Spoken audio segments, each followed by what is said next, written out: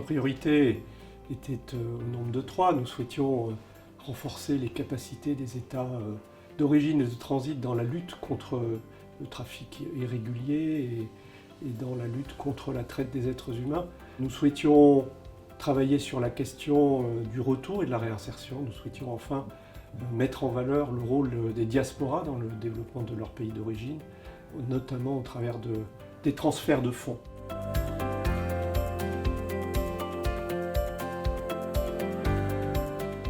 Ces priorités, nous avons essayé de les traduire dans des événements. Le premier, c'était celui autour de la gestion des frontières organisé par l'Espagne au tout début de notre présidence.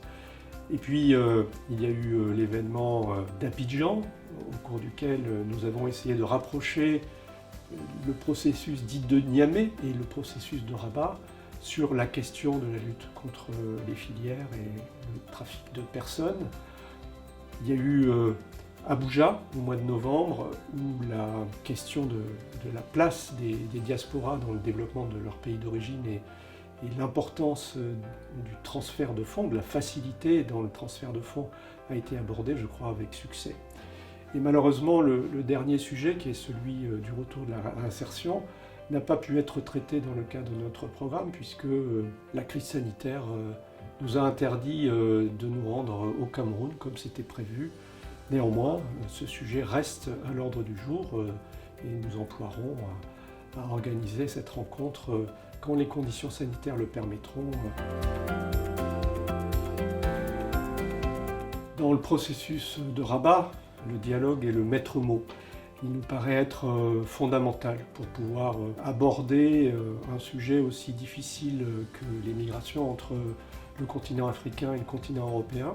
Nous devons l'aborder sous tous les aspects, à la fois la protection des plus vulnérables, que ce soit sur le continent africain ou ceux qui souhaitent venir en Europe, que ce soit en matière de migration légale qu'il convient d'organiser et de faciliter, qu'il s'agisse enfin de lutte contre l'immigration irrégulière, qui reste un problème difficile mais qu'il faut que nous abordions ensemble dans un esprit de solidarité et de responsabilité partagée. Notre dialogue a essayé d'être le plus inclusif possible. Bien sûr, par définition, il rassemble des États et des représentants de gouvernements et d'institutions. Nous avons essayé de travailler avec les sociétés civiles. C'était le cas en particulier à Abuja. Nous avons essayé de travailler avec le monde de la recherche.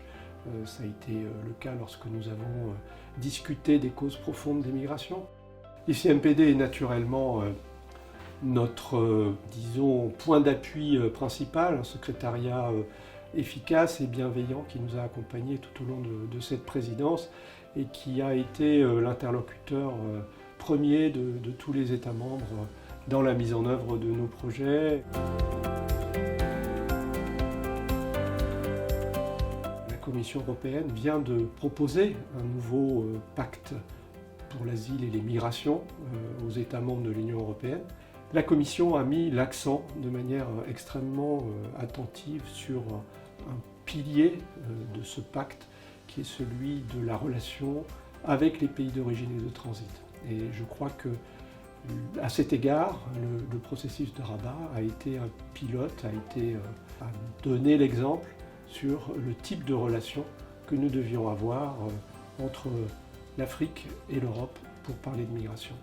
Et il essaie d'être le reflet de tous les débats et de toutes les évolutions qui permettent de gérer de la manière la plus responsable et la plus efficace les migrations dans le respect bien sûr de la souveraineté de chacun, dans le respect des personnes migrantes, mais aussi dans le respect des lois et des règlements qui organisent chacune de nos sociétés.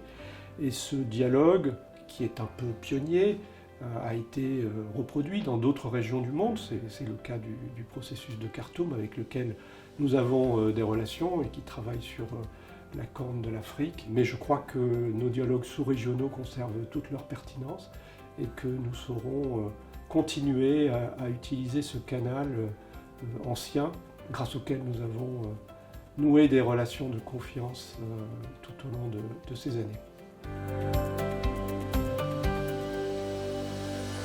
La présidence française va s'achever très bientôt et nous allons passer le flambeau à la Guinée équatoriale. C'était le pays africain qui n'avait pas encore exercé la présidence parmi les pays membres du comité de pilotage. Et je suis sûr qu'il saura apporter au processus toute son expérience et tout son enthousiasme. Et voilà, et naturellement, la France sera à ses côtés, si la Guinée équatoriale le souhaite, pour l'accompagner dans l'exercice de cette présidence qui commencera très bientôt.